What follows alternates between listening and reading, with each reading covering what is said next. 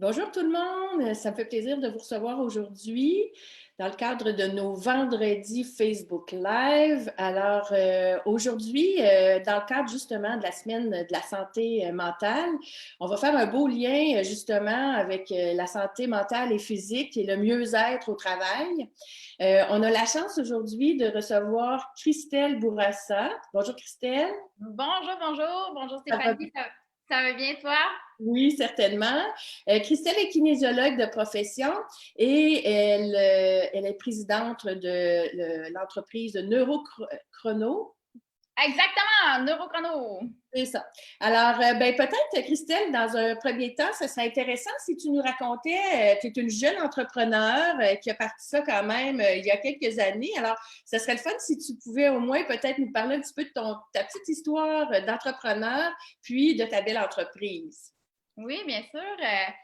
Dans le fond, ça fait déjà 11 ans que je suis entrepreneur. J'ai commencé avec des entraînements que je faisais, très conventionnels, des programmes d'entraînement physique. Et j'ai été à l'Université de Montréal. Donc, j'ai fait mon baccalauréat en kinésiologie à l'Université de Montréal. Et très rapidement, en 2009, j'ai parti mon entreprise qui, à ce moment-là, s'appelait Former Santé, où j'ai eu une équipe de kinésiologues et on faisait des entraînements. À travers mes années d'études, tout de suite après avoir eu mon diplôme, dans le fond, je me suis vraiment spécialisée en neurosciences, tout ce qui est neurokinésiologie. J'étais très attirée par qu'est-ce que l'activité physique peut générer comme bénéfice au niveau du cerveau. Puis j'en étais témoin moi-même parce que, petite parenthèse, lorsque j'étais jeune, au primaire, secondaire, même au cégep, j'avais vraiment des difficultés d'apprentissage. OK. Alors, pour moi, d'avoir des échecs scolaires, tu sais, ça faisait partie de mon quotidien. C'était difficile, dans le fond, vraiment de mémoriser du contenu et tout. OK. Donc, très rapidement, avec l'activité physique, j'ai vu les bienfaits, puis ça poussait plus loin ma curiosité. Quand j'ai fini mon bac, en fait, j'étais vraiment une amoureuse d'apprentissage aussi. Donc, je voulais aller plus loin. Je voulais faire ma maîtrise, mon doctorat. Et heureusement, j'ai eu sur mon chemin un homme complètement merveilleux qui est devenu un mentor pour moi, qui s'appelle Richard Monpetit, qui était professeur à l'Université de Montréal, retraité à ce moment-là.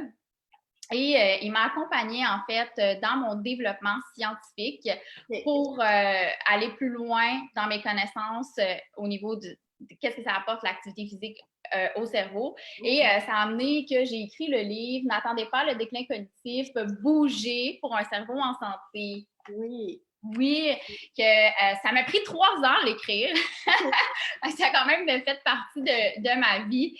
Pendant 3 ans, j'ai lu plusieurs articles scientifiques pour vraiment bien comprendre. Et j'en ai développé la méthode KINAPS. C'est une méthode d'entraînement physique et cérébral. Donc, au lieu d'entraîner vraiment le corps, on entraîne le corps et le cerveau. OK. Ah, c'est super intéressant. Écoute, peut-être, tu sais, c'est rare qu'on parle de l'activité physique en faisant le lien avec le cerveau. Tu sais. Fait que j'aimerais ça peut-être que justement tu nous parles un petit peu des bienfaits justement de la neuroscience et tout ça. Tu sais, qu'est-ce que ça amène de plus en connectant les deux comme ça pour qu'en même temps, tout le monde puisse qu'on peut comprendre c'est quoi de la neuroscience? Qu'est-ce que ça amène de plus que juste aller m'entraîner, juste faire le lien là, de. Oui. En fait, à la base, l'activité physique, ça génère déjà toutes les conditions préalables à augmenter sa mémoire, augmenter sa capacité d'être focus. Puis quand on intègre l'activité cérébrale à l'activité physique, bien là, on vient forger les nouvelles neurones.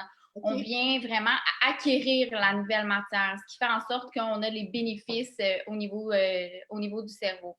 OK, OK. Ah, c'est super intéressant. Puis à ce moment-là, ça s'applique comment dans le quotidien?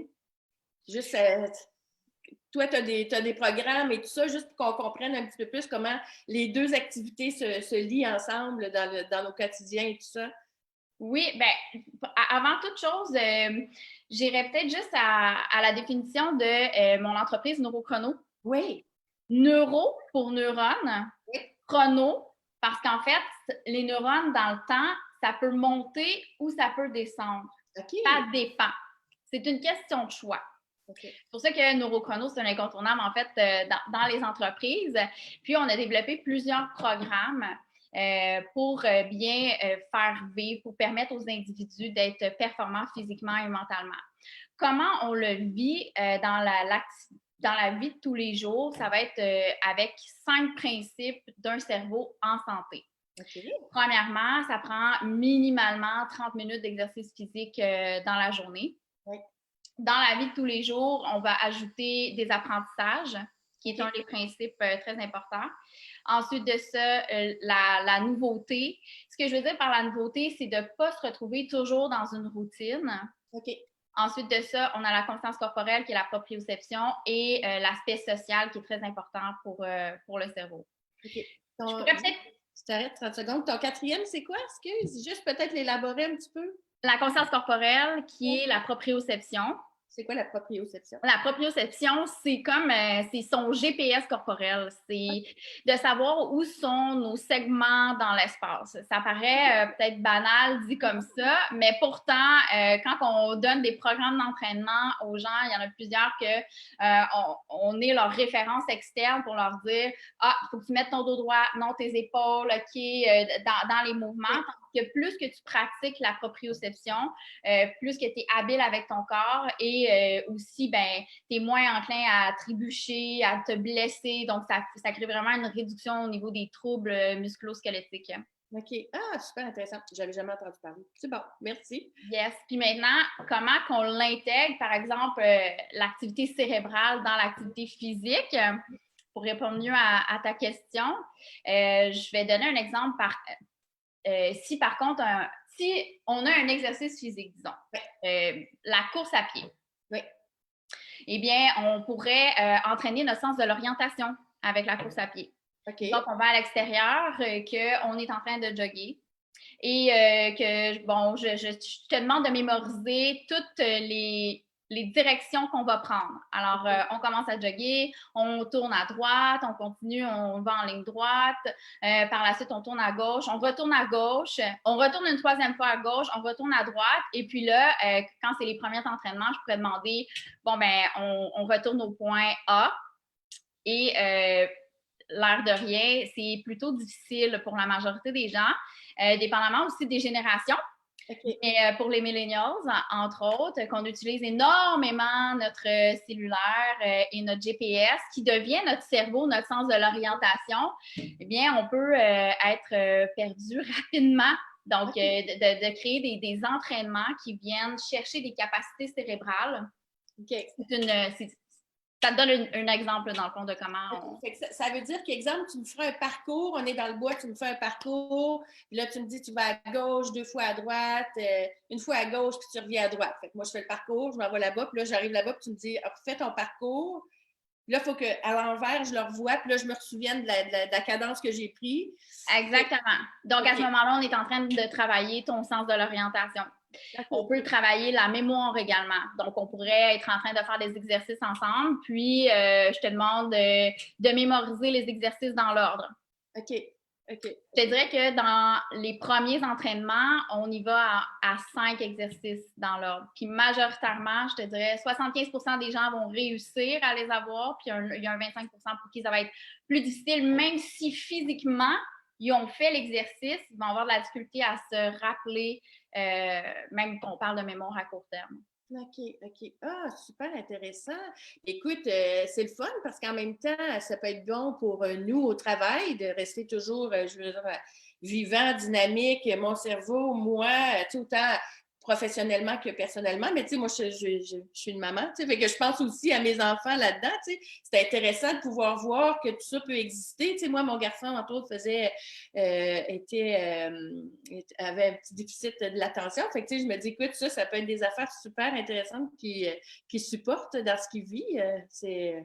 OK. Puis, est-ce que vous l'appliquez aux enfants aussi ou c'est qu'est-ce qui est ta clientèle habituellement?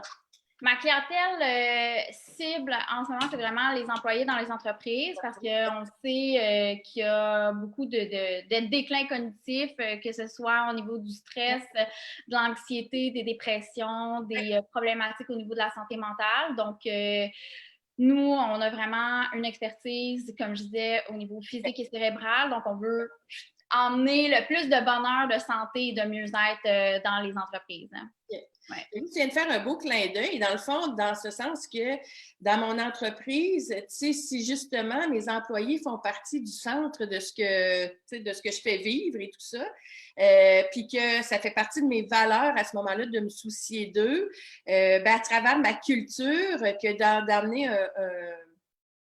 un programme de santé mieux-être comme ça, mais en même temps, ça me permet de faire vivre cette culture-là encore plus, de démontrer encore plus à mes employés que j'ai le souci d'eux dans leur santé mentale et physique à ce moment-là. C'est super intéressant. Puis, quand vous avez des programmes comme ça en entreprise, c'est quoi les bienfaits? Qu'est-ce qui ressort comme bénéfices et tout ça? Il y a plusieurs bénéfices qui ressortent. Puis je veux juste revenir aussi à l'élément culture d'entreprise que tu as pointé. Chez Neurochrono, on a développé une méthode qui s'appelle le neuroculture. Donc, on s'assure que chaque programme santé et mieux-être qu'on vient implanter, qu'on design dans les entreprises, c'est vraiment personnalisé puis exclusif à l'ADN de l'entreprise. Donc, on fait vraiment vivre à travers ce programme-là l'essence même de l'entreprise. Donc c'est okay. Oui, exactement. Donc, ça devient très expérientiel pour l'employé puis complètement unique. Les bénéfices qui sont générés, en fait, c'est sûr qu'on voit qu'il y a un bel engagement au niveau des employés qui veulent premièrement, les employeurs qui offrent ce programme-là, ils le font pour leur main-d'œuvre, pour avoir aussi des résultats à la fin de la journée au niveau de leur organisation. Mais les employés sont super... ils aiment ça que les employeurs leur donnent des éléments pour les amener à une meilleure performance pour leur santé et tout. Donc, je te dirais le niveau d'engagement, le niveau de loyauté. Ça devient même aussi un facteur d'attraction pour la main-d'œuvre. Il y a beaucoup de gens qui vont regarder ça à l'embauche, voir comment l'employeur prend soin de ces gens à l'interne. OK. Donc, puis en plus de voir, c'est sûr, au niveau individu, tout le volet bonheur au travail, de se sentir mieux parce que tu as moins de douleur, puis ça a tout un impact au niveau de la santé mentale. Tu as aussi la productivité, qui est un élément super important. Oui. Le niveau de présentéisme, donc les gens s'absentent moins, puis ils sont réguliers dans leur entraînement. Puis un point encore plus important, à mes yeux, c'est vraiment le resserrement des liens entre les employés. Parce que dans nos programmes santé mieux-être, puis je l'ai dit, le volet social, c'est ultra important de sentir qu'il y a des liens de synergie entre les collègues. Puis tous nos programmes sont designés avec ce principe-là qu'on veut absolument générer des liens avec des employés que normalement, ils travaillent toujours dans un département puis qui n'ont jamais la chance de côtoyer un autre département. C'est sûr que dans le programme, il va y avoir des fusions qui vont se faire pour qu'il y ait différentes synergies. OK, super intéressant. Tu as fait le parallèle. Tu sais, si en même temps, moi, je me sens mieux, je suis plus performant, si je suis plus performant, c'est bon pour la productivité, donc c'est bon pour l'organisation aussi. On en retire des bénéfices. Mais moi, comme personne qui travaille là, écoute, en même temps, je veux dire, mon stress au travail, j'apprends à comment l'évacuer. Après ça, je me sens mieux aussi parce que je commence à faire attention à moi physiquement et mentalement, donc je me sens mieux et tout ça. Écoute, moi, je trouve ça génial parce que en fait, on se pose souvent la question sur la marque employeur. C'est sûr que là, avec la situation de crise qu'on vit présentement, la situation va sûrement changer, mais en même temps, les gens qu'on a et qui sont bons, qu'on veut garder avec nous, ça va être des moyens, entre autres, de pouvoir les garder plus engagés dans leur travail et plus longtemps avec nous. C'est difficile la rétention. C'était difficile, on ne sait plus de quoi va être notre nouveau monde, là, mais... Fait que c'est une belle façon d'aller engager, garder les gens et tout ça. Fait que je trouve ça génial. Fait que peut-être juste, on a parlé tantôt un peu, mais juste revenir, dans ton style de programme que tu offres, c'est quoi? C'est des stretching le matin? Est-ce que tu as des affaires pour les employés qui sont plus dans les usines, puis des choses un petit peu plus pour les gens qui sont dans les bureaux? Comment ça fonctionne? Toutes ces réponses, Steph! En fait, quand on design le programme santé et mieux-être en entreprise, c'est sûr qu'on y va toujours selon les objectifs, la culture, les valeurs de l'entreprise. Dépendamment, c'est sûr que j'ai des entreprises qui ont ce qu'on appelle le corps administratif, puis ils ont le volet production, le volet chantier ou manufacture. Donc, les programmes, selon les objectifs, c'est sûr qu'ils vont être divisés je pense, entre autres, on forme beaucoup à l'interne pour avoir des motivateurs parce que ça reste très important pour s'assurer que nos programmes sont toujours comme d'actualité puis que les gens, ils sont motivés à les faire. Donc, on a des petits boosters qu'on forme à l'interne qui vont, entre autres, comme dans une entreprise, donner les stretching le matin, 5 minutes à tous les jours. On rentre dans l'entrepôt, on allume la musique, puis tout le monde le fait. Ça devient comme une petite routine de hey, on prend soin de soi, puis tout le monde participe bien. Okay. Donc, oui, les programmes vont être modifiés en fonction des besoins, puis en fonction de ce que c'est plus administratif, des gens qui sont ultra sédentaires, puis qu'il faut qu'ils respectent leur fameux ratio de 1 pour 1. Tu as fait 1 heure assis ou 30 minutes assis, bien, il faut que tu compenses avec 30 minutes debout ou d'activité physique, normalement. On fait vraiment ça quand on travaille dans le côté administratif d'une organisation. On s'entend, hein? On ne se met pas à faire 1 heure. Quels sont, dans le fond, les moyens que je pourrais prendre à ce moment-là pour pouvoir respecter un petit peu ça puis garder mon dynamisme puis mon mieux-être? Oui, bien là, ça dépend des entreprises parce qu'on innove toutes sortes de manières de bouger aussi différentes d'une entreprise à l'autre.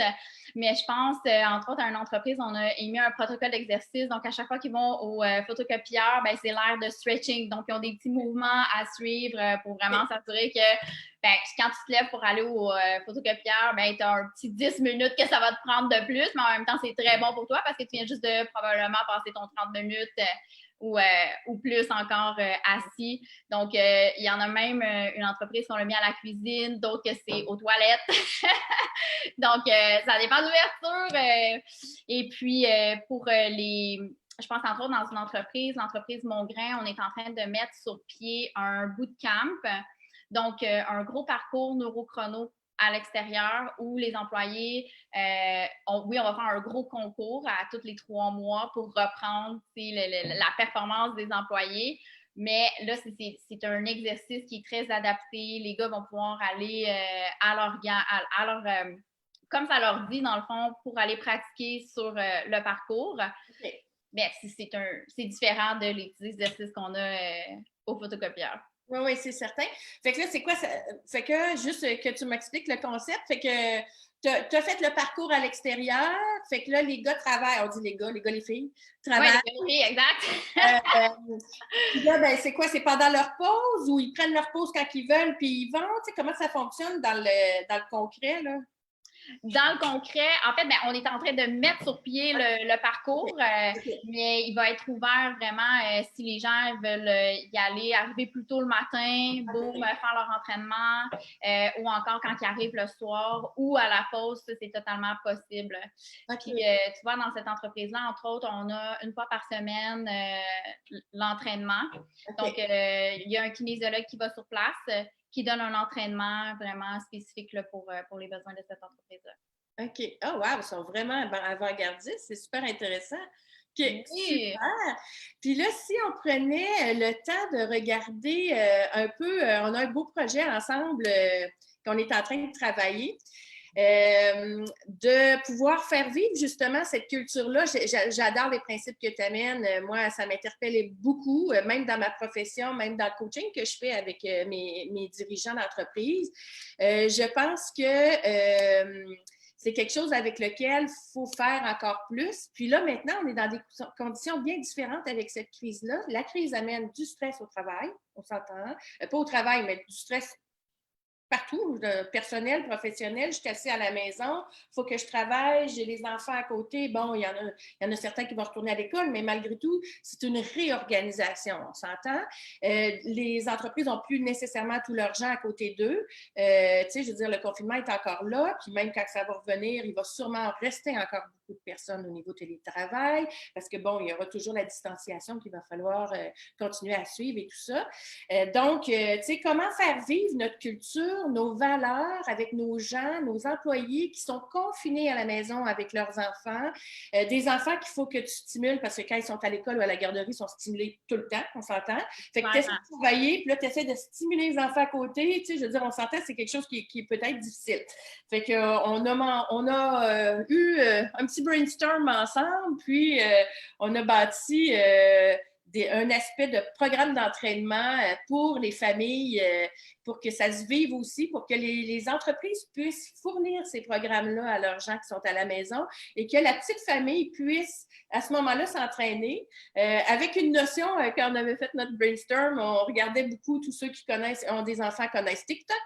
Hein? TikTok, tout le monde met la musique puis ils dansent ou essaie de répéter ce que la personne fait à l'avant. Fait qu'avec cette notion-là, je vais te laisser en parler un petit peu plus là, des programmes et tout ça pour que tu puisses mettre les gens, tu puisses leur introduire tout ça.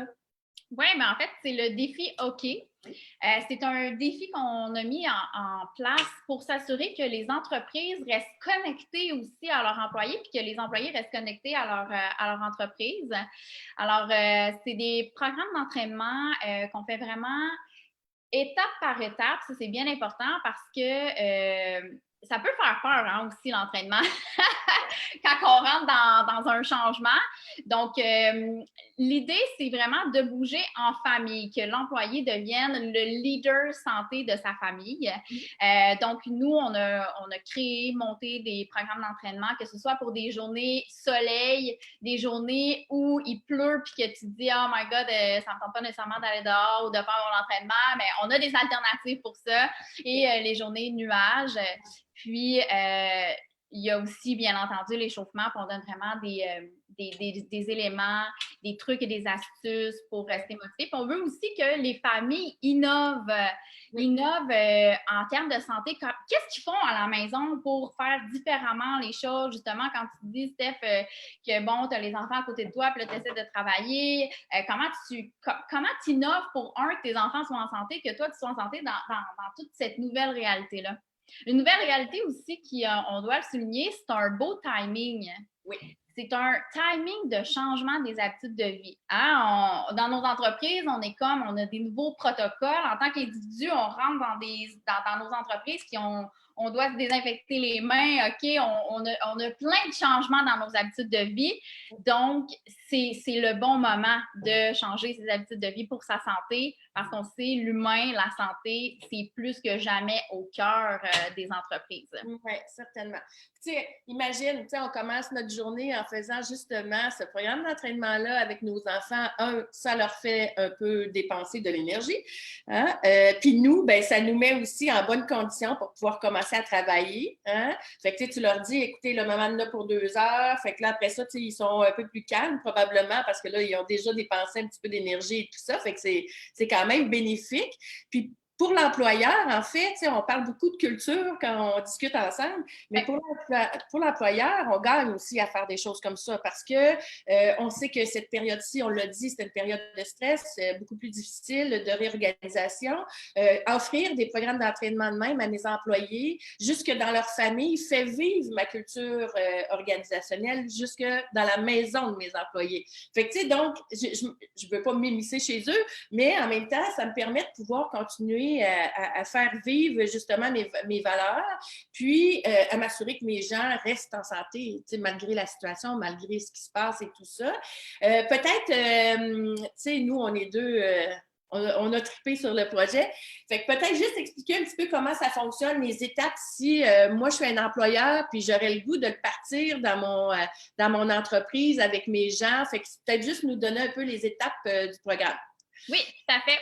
Donc, étape numéro 1, on se met en mouvement et on s'inscrit, dans le fond, via notre courriel info@neurochrono.com. Et sinon, ça peut se faire aussi par téléphone, 514-465-4345. Toutes les informations de contact sont sur le site web de Neurochrono. Et puis par la suite, on a une rencontre. Entre autres, Stéphanie, là, à ce moment-là, tu t'intègres très bien dans le processus au niveau stratégique de comment on va déployer le défi hockey dans l'organisation, qui est une très, très grande force de Steph pour s'assurer qu'il y ait un beau rayonnement au sein de l'organisation. Ouais. Exact. Ensuite, on fait le déploiement. Dans le fond, on annonce que l'entreprise a à cœur la santé de ses employés et qu'il y a le lancement du défi hockey dans l'entreprise. À la suite de ça, les employés qui sont intéressés vont s'inscrire. Donc, ça reste à décider avec l'entreprise comment l'inscription se fait. Exactement, dépendamment de la stratégie qui est employée. Et puis, aussitôt que l'employé s'est inscrit, on envoie le programme d'entraînement. Il va y avoir des petites capsules et tout pour s'assurer que la motivation est de mise. Puis, bien sûr, avec Neurochrono, on le sait, c'est toujours des programmes d'entraînement physique et cérébral. Donc, il y a tout l'aspect dont on va bouger, on va apprendre, il y a de la nouveauté. Donc, ça reste très motivant, très stimulant en tant que tel. Et on a aussi des critères sur les familles qui auront été le plus innovants en termes de santé, ceux qui vont avoir bougé, ceux qui se seront démarqués dans leur exercice créatif, parce que oui, on fait même un concours à ce niveau-là. Et à la fin du processus, bien en fait, on va nommer la famille qui sera... oui, exactement, la famille gagnante. Okay. Puis on a un petit cadeau pour la famille à ce moment-là. On a, il y a déjà des entreprises qu'on a parties. Tu sais, je prends l'exemple de La Place. Chez La Place, ben justement, pour faire vivre ça et pour pouvoir l'amener ailleurs, tu sais, même l'équipe de direction sont en train de faire leur propre petite vidéo de l'entraînement. Alors, l'équipe est en train de le faire et se filmer pour pouvoir justement le promouvoir, donc montrer qu'eux autres aussi, ils se mettent à bouger de leur côté aussi. C'est quand même super génial. Tu sais, ça crée un peu, tu sais, ce qui est le fun, c'est que toutes les entreprises, étant donné ce qui s'est passé, c'est ouvert des comptes où on peut échanger, que ce soit à travers un Facebook, que ce soit à travers Slack, Teams, nommons-les. Puis là, tu sais, ce qui est intéressant puis qui amène l'engouement là-dedans, c'est que là, les petites familles font leurs vidéos, peuvent à ce moment-là poster une vidéo ou un témoignage ou une photo pour montrer qu'ils sont en mouvement et qu'ils sont en train de le faire. Et en même temps, pour l'employé, c'est le fun. Je veux dire, un, c'est drôle, c'est funny. Deux, ça me fait présenter ma petite famille aussi. Fait que ça fait un bel échange. Puis bon, ça crée un phénomène d'engouement et tout ça. Fait que c'est quand même super intéressant. Fait que beau projet intéressant pour les entreprises. Je pense que ça va être avec le temps des choses comme ça sur lesquelles il va falloir se réinventer, hein? Qu'est-ce que tu en penses? Comment tu vois ça, toi, le après? Tu sais, on dit le new normal. Comment tu le vois, toi, justement, après cette crise-là? Comment tu vois le monde du travail et tout ça? Bien, j'ose espérer que le monde du travail va prendre cette opportunité-là, va saisir cette opportunité, comme je disais, de changer les habitudes de vie. Ouais. C'est un momentum pour réinventer aussi les organisations. Ouais. Fait que ça aussi, je le sens, je le vois, mais faut penser au fait que quand on est un employé puis qu'on travaille dans une entreprise, on est 25 de notre temps dans une entreprise. Ouais. Puis l'employeur a un rôle vraiment important sur le devenir, sur la croissance, sur la performance de ses employés, parce que 25 c'est comme si on donnait la chance à quelqu'un d'avoir un entraînement pendant 25 de son temps, ce qui équivaut à peu près à 40 à 40 heures par semaine. Ouais. Donc, imaginez qu'on se met en métaphore, là, juste à entraîner quelqu'un pendant 40 heures par semaine. On s'entend, il devient un super athlète. Donc, d'être conscient de quel genre de programme on met à l'interne, quel genre de changement des saines habitudes de vie on opère à l'interne. Moi, je pense que ça peut juste générer que du bon en termes du bien-être, de la santé, puis du bonheur des individus dans les entreprises. Certain, je suis d'accord avec toi. Écoute, je pense que c'est un beau lien. C'est un beau lien, oui, avec la semaine de la santé mentale, mais avec tout ce qui s'en vient, toute la réorganisation et tout ça de notre monde du travail, je pense que c'est à des éléments comme ça, à des propositions comme ça que les entreprises vont pouvoir à ce moment-là se démarquer, puis de continuer à faire attention à leurs gens. Tu sais, moi, ce que j'apprécie beaucoup de tes programmes, puis c'est pour ça que j'étais contente de pouvoir m'y affilier, c'est qu'on parle pas juste de santé physique, on parle de santé du cerveau aussi. Puis, tu sais, tout est connecté, tu le disais tout à l'heure, tu sais, je veux dire, avec les stimuli qu'on a, toute l'information qui roule à cause de tout ce qu'on a avec nos téléphones, nos tablettes, la télé, là, tu sais, tout le monde à une heure regarde le go. Tu sais, je veux dire, il y a l'information, là, tu sais, je veux dire, on s'entend, là. Moi, j'ai comme image, là, tu sais, de quelqu'un qui reçoit une hausse en pleine face, là, tu sais, puis que c'est Intense. oh mon Dieu, c'est gros, tu sais. Fait que je pense que de commencer à prendre soin de nos gens sur cet aspect-là, oui, c'est dans un aspect un petit peu plus personnel, tu sais, dans ce sens que c'est de l'entraînement, donc ça t'appartient. Il y a des gens probablement qui sont moins enclins, qui ont moins le goût d'embarquer et tout ça.